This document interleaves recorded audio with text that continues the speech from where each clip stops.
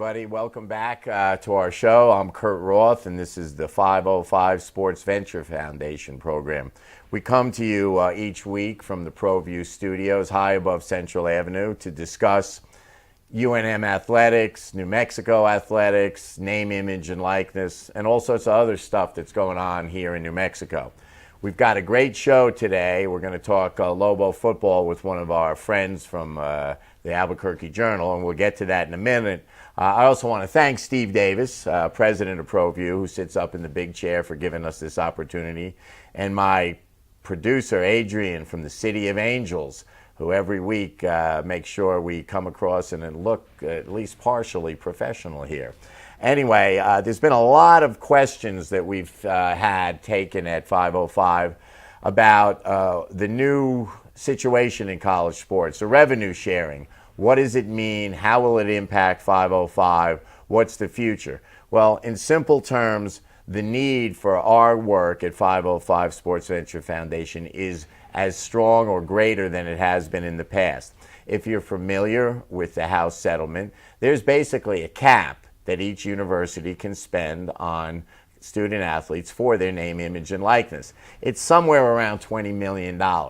Well, today, the University of New Mexico and most Group of 6 schools are nowhere near that figure. And our goal is to get to that figure in collaboration with UNM. So I think next week you're going to see a press release about our new agreement. We have a contract with UNM. We're going to go forward and we're going to raise the roof on UNM athletics. So check out the website, 505sports.org. We'll have an announcement soon. I think you'll see it in the local papers, and we're ready to roll. All right, we're going to take a break. We'll come back with our guest right after this. Stay with us.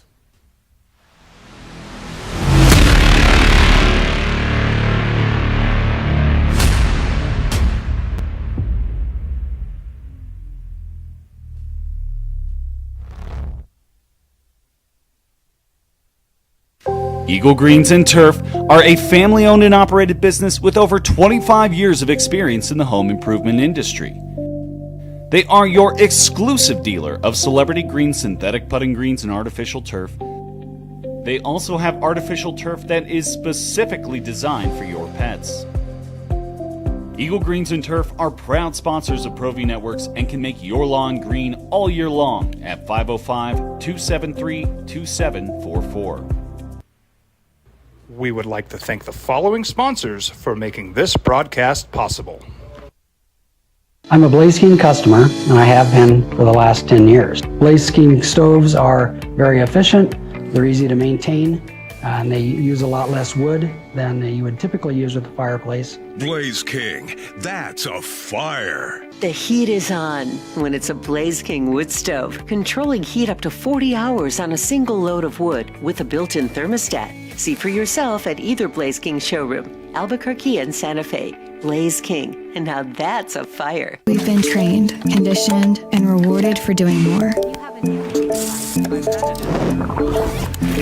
But people weren't designed for all that doing.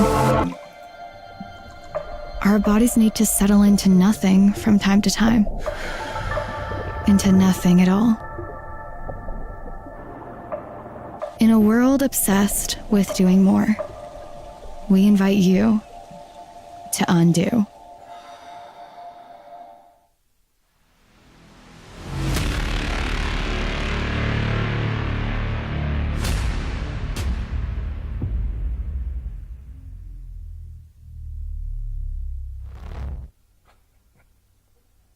Hey everybody, welcome back. I'm Kurt Roth, and you've got us on the 505 Sports Venture program.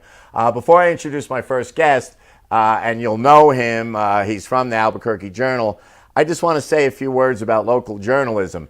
We here in Albuquerque and New Mexico are extremely fortunate that around the whole calendar, now we are in July, where over a month away from football. The other Olympic sports are starting at the end of August also, months away from basketball, men's and women, and the coverage in the Journal is almost daily on those sports. So I'm imploring you, internet subscription, get it delivered to your house. Local journalism is super important, because if the Journal's not giving you news about the Lobos, guess what?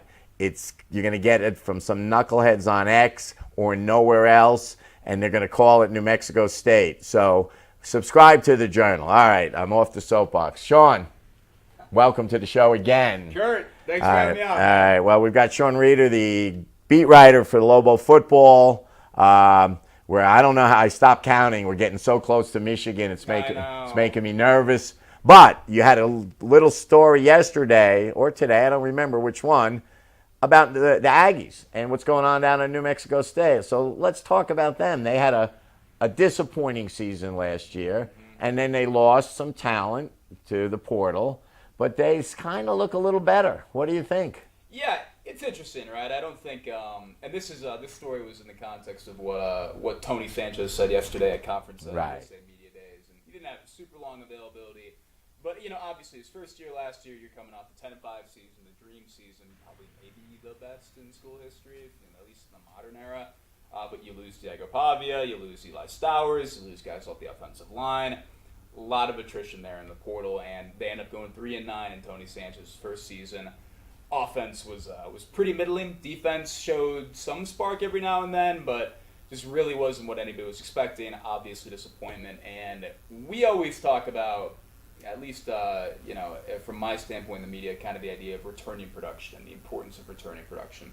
If you're a school like Air Force and you are Air Force last year and you're returning 30% of your returning production from the year before, you're probably not going to have a good season. You're playing a bunch of really young guys and all that. In the portal now, returning production isn't that important. NMSU does not have a ton of returning production per se, particularly at quarterback. Parker Awad's the only one coming back. But Tony Sanchez feels a lot better about the team this year in terms of what they can do offensively. They brought in Logan Fife, who played a good deal at Fresno State. He obviously played last year at Montana. He passed for just under 1,900 yards and I think 14 TDs, which was more than all four of NMSU's quarterbacks last year. So he's a guy that, a veteran guy that, should be able to steady them under center as well. Tony Sanchez also thought that the wide receiver room was pretty depleted. They brought in 6 new transfers. And he likes to do the kind of speed and athleticism they're bringing to the table there. And then, they lost they lost 2 running backs, Seth McGowan and Mike Johnson, both to the SEC. McGowan to Kentucky, Johnson to Arkansas.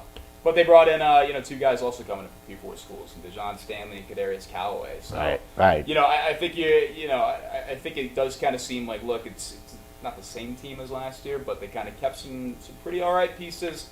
I think the one question is just how does it all mesh together, and how soon does it kind of start taking off? Always a tough question. You don't know. It'll be exciting to see. And for those of us who only follow New Mexico State on a weekly basis, and I do, I want to know how they do. I think it's good for all of us that they're competitive. I think it makes that one game a year even more important. What does it look like? I don't have a read on the conference. Do you? Who's the leader? It seems like a pretty open deal there. Conference USA scrapped preseason polls, but you wouldn't be scrapped injustice. You would not be wrong in assuming that it does kind of feel like a pretty wide open race. Western Kentucky, I think, to me at the very least, is kind of the top dog in that conference. Jacksonville State's going to be taking a bit of a step down after Rich Rodriguez and company and a ton of really good players for them moved on. But no, I think West Kentucky's probably at the top. But Tony Sanchez made the point yesterday to kind of say, hey, I'm excited for this year. We want to get our butts in a bowl game, and we want to contend for a conference title, because I'm looking around and I'm saying there's not that big of a gap between us and the supposed, true contenders in the conference and all that. Liberty will be, they'll be probably towards the top 2. I do have some questions, but it feels like a pretty gettable, wide open conference. Do I think New Mexico State wins it right now? Probably not. I got to see the game, but we'll see what happens. Yeah, let's see. All right. As we head to the end of this first segment, we talked before that we started about Coach X's statement about a traveling trophy, that he thinks it would be great to have something that's passed along at each game between Lobos and the Aggies. Good idea, no? No, I think it's a great idea. I'm from Big Ten country. I grew up a Big Ten guy. I know all the trophies. Paul Bunyan for Michigan State, the brass spittoon, Michigan State, Indiana. And it always, I think there was a Rio Grande rivalry trophy at some point. It always shocked me that there wasn't just one consistent trophy. So if it's something that they can't dig up out anywhere, I'm with that. They should start a new one and keep passing it down year after year. All right. Well, for all our listeners, our viewers, what I want you to do is go to our website, 505sports.org. If you're a contributor, you have access to our message board. Put up there, we're going to start a category about naming the trophy, what it should be, what it should look like, and we need your input. If you're not a member and don't have access to the website, email me at klr@505sports.org. That's klr@505sports.org. We want your input into this trophy thing. We really think it's a great idea. All right, so Big Ten, you're a Big Ten guy. We're weeks away from Ann Arbor. A lot on the line, a lot of interest in that game, a lot of trepidation. So hold your thoughts. We're going to take a break. We'll get back and we'll start with UNM and the University of Michigan. Stay with us.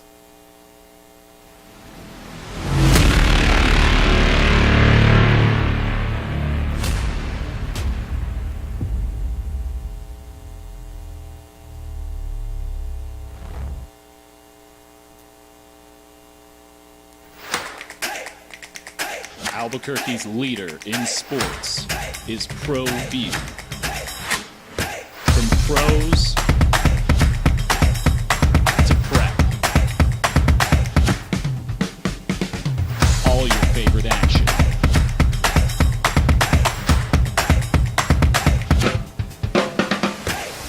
All your favorite talk shows.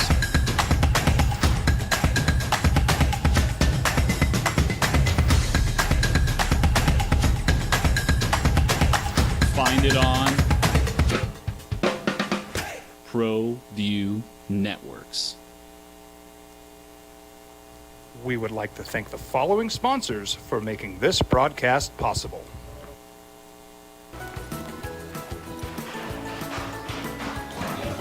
Got shots?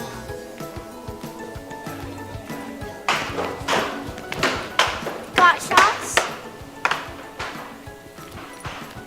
Got shots? During Got Shots, participating providers open their doors for any child who presents for immunizations, regardless of whether they are a patient or whether they have insurance. Well, I'm going to the frontier, walk up to the cashier, order up a root beer and a number one. Cover it with green stuff, one scoop is not enough. Find a booth is real tough, back by the Duke. Meet my family, meet my friends in the quirkiest restaurant I have ever been.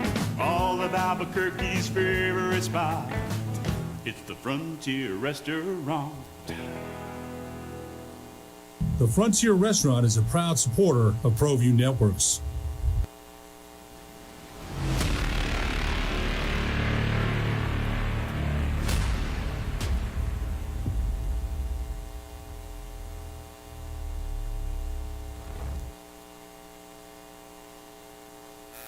All right, everybody, welcome back. Part two of today's 505 Sports Venture program. We're in the studio here on Central Avenue with Sean Reeder, the beat writer for Albuquerque Journal. Subscribe to the Journal and go to the Frontier. 38 days or so until Ann Arbor. Yeah. Close. Yeah, it's real close. So, and there's so much unknown. I mean, you never know. Obviously, the disparity in the income, in the recruiting level, just the depth and the size of the players is always almost immediate to the eye. You see it right away that there's a difference. But Coach Eck has had a good record so far in the past of going into Oregon, Washington State, and putting up decent performance, really competitive in Eugene. So what do you think the keys to, and it's kind of a general question, not UNM specific, but when you get a on paper an imbalance like that, what does the UNM need to do to stay competitive? Yeah, Eck has, he has that track record that Idaho, you're an FCS team, and hadn't been a really good FCS program before he got there, and but he had a really good stretch of playing up the supposed competition at a higher level, or literally at a higher level in the FBS.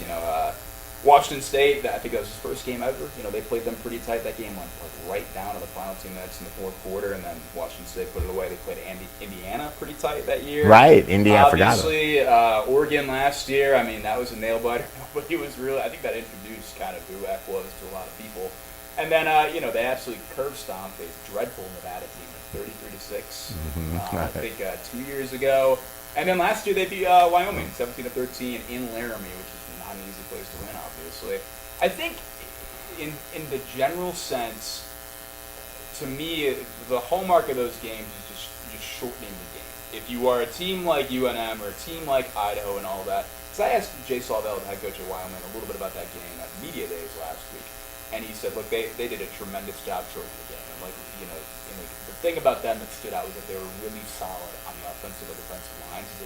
You play them and you realize that, yes, this is how they could stand up to a team like Oregon for as long as they did. Right. Oregon was able to kind of, let loose and take that game and, put it away and all that. I think those two qualities where if you have a game plan to shorten the game and make that all happen either through the run game or, you can't turn the ball over, obviously. At that point, that's where you're going to have the issue. That's sharks and blood in the water. Exactly. You start turning the ball over. But no, I think it's tough. I think it depends on who you're playing against and all that. The specifics will always be there, but I think the things that stand out to me are shortening the game and being rock solid up front. And you're always getting something on every possession. Right. Good point. You're also familiar with the venues that these schools, we go from having a good crowd of 20,000 to the Big House. Yes. Opening game, it's national TV.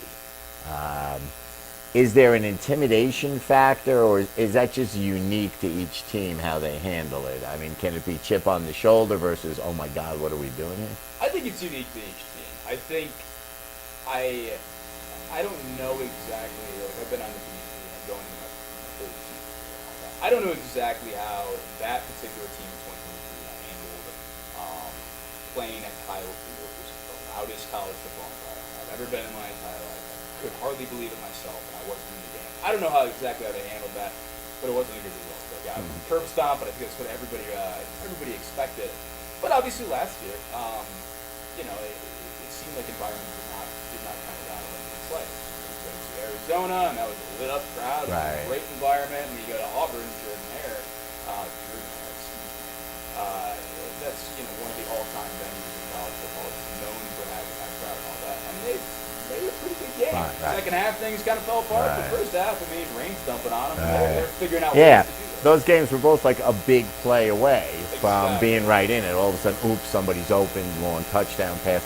The Lobos led in Arizona, and I was also on the field at Kyle. It was 115 degrees at kickoff. I mean, just the conditions for everybody. And they had a small crowd that day, only 103,000 or something. They didn't get to 110. I'm pretty sure the crowd in Ann Arbor will be full. First game, It will definitely be full. all the students are there. It's going to be wild. All right, well, let's just, before we get into the next segment, what do you think about this? EC is sort of doing an experiment here that I don't think we've seen before, which instead of bringing guys in from the P4 schools that didn't play, he's bringing guys in who played at the lower level and were highly successful. What's your gut on that? My gut on that is that I really like it. It makes a lot of sense to me in the sense that there are always kids that find a way to slip through the cracks. EC told me immediately like that. They were between two running backs in class Sean Buchanan, who now is at Idaho before, and Scott J. Humphrey, who was at Montana State before, both FCS schools and all that, and now is at UNM anyways. And they decided to go with Sean Buchanan. They were like, we'll go with this guy. And then it's nothing against Buchanan. Buchanan was great for that last year.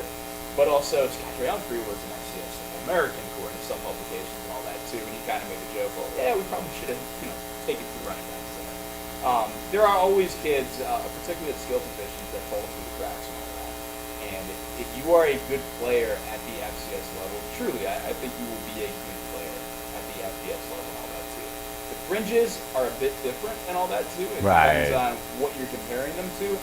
But it makes sense to me. Do I know exactly how it's going to play out in terms of, what boost and wins they'll have and all that? That remains to be seen. But it is a sort of experiment that, at the very least, I understand the logic. It makes a lot of sense to me, and I think it should make sense to me. Well, I love it. I think that the intangible is you're used to success and you expect it. And these guys have been winners, successful. I think it carries over. All right, we're going to get into the nitty-gritty and talk about some positions and what we think going forward. We're going to take one more break, and we'll be right back. Stay with us.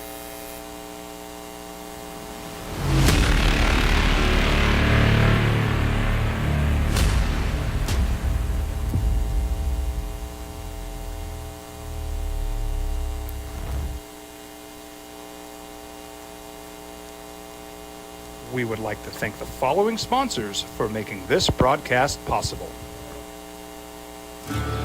From the Sandia foothills to the banks of the Rio Grande, generations of families remain. For 5 generations, Gallus Chevrolet has handed down values written in stone, leading the way under sun-filled skies, past the vintage glow of Route 66, built by generations past, built for generations to come. This is New Mexico. This is Gallus. Don't sacrifice quality and flavor when you're in a hurry.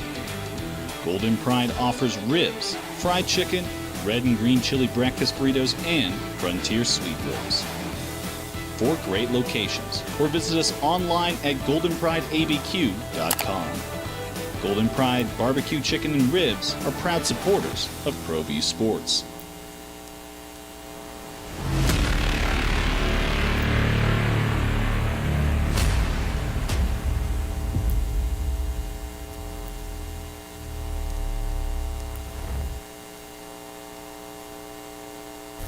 All right, we're back. Final segment here with Sean from Albuquerque Journal.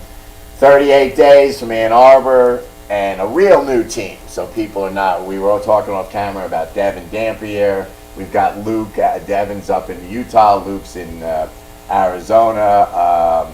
My boy Eli Saunders is out in Southern Cal. Whole different lineup. So let's start. People all want to know. I don't want to start with the defense because everybody wants to hear about the offense. What are our questions and what do you think our strengths are? First, what are the questions? Yeah, I think the number one question, and I think this is kind of the defining question, is who's going to play quarterback, right? There's going to be a quarterback competition during fall camp. It's the way I explained it at media days was it's going to be between Jack Lane, who was at Idaho last season, pretty productive at Idaho, showed a lot of good things. But this year during spring kind of had like an elbow thing that held him out for basically the entirety of spring practice, which, presents some issues there. And then James Lobstein, who kind of a relatively unheralded guy who was brought in by Bronco and company, but showed some good things during the spring. So I think it's going to be, probably that 2-horse race there. We'll see what Cole Welver does, but right now those are kind of the two, and we'll see who emerges there. And then I think probably a more, fringe question would just be like, how deep is the receivers room and all that. That would be another one that I have on the offense. Who do we look at? We have one, who we think preseason standout receiver. Let's go Keegan Johnson. I think he's pretty clearly the wide receiver one in the group. Right. Okay. So we've got Keegan there. We talked about the running backs, the two of them. I mean, it looks loaded. Yeah, no, I mean, Scott Trey Humphrey, you could do a heck of a lot worse coming into year one of a program, kind of starting anew. With a guy that was an FCS All-American in Scott Trey Humphrey, another 1,000-yard rusher at the FCS level in Damon Bankston, Day Buchanan, who didn't have amazing stats at Idaho last year, but I do I encourage a lot of people, anybody watching this, go back and watch his tape because it's pretty great stuff, and he's a guy that's comfortable with the offense too. And then the Conference USA Freshman of the Year and DJ McKinney coming out of Sam Houston State, just a deep group. We're going to figure out how the carries get distributed, but there's a lot to like there. So, and then I haven't really heard much skepticism or questions about the offensive line. We've got Pierce is back, and pretty looks like a pretty veteran crew. Pretty veteran crew. I would say the one tiny, maybe not tiny, but the one question I kind of have is just how deep is the tackle depth there? Okay. They're really deep on the interior offensive line. There's a lot of good things going on in the interior. I think fans can feel good about that. I would be curious to see just quite how deep the tackles are in particular, because they moved R.J. Adams, who's playing right tackle for them in the spring. He's over at playing defensive line now. Right. So that could be a sign of, well, we needed this help on the defensive liner, and we could pull one guy out, but we'll see what happens there. Okay. So before we go to defense, let's talk about some special teams. Mm-hmm. And we had an interesting Mountain West selection on special teams, no? Yes, Abraham Williams was kind of the preseason All-Mountain West kick returner, and for good reason. He has 5 career kickoff return TDs, which is just ridiculous. And I think like all 5 of them were like 100 yards or more, something totally ridiculous like that.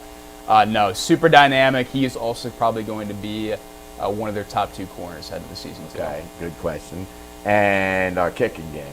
Kicking game, I think it's going to be. I think it's going to be Drzwicki again. I mean, it's going to be his 4th year start, effectively his 4th year starting for UNM. He just got put on scholarship. Really nice story at the end of spring practice, ahead of the spring game. So I think it's going to be him. Punting, I believe it's going to be Charles Steinkamp too.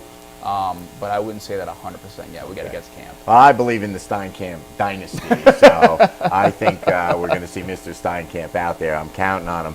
And our field goal kicker has a strong leg.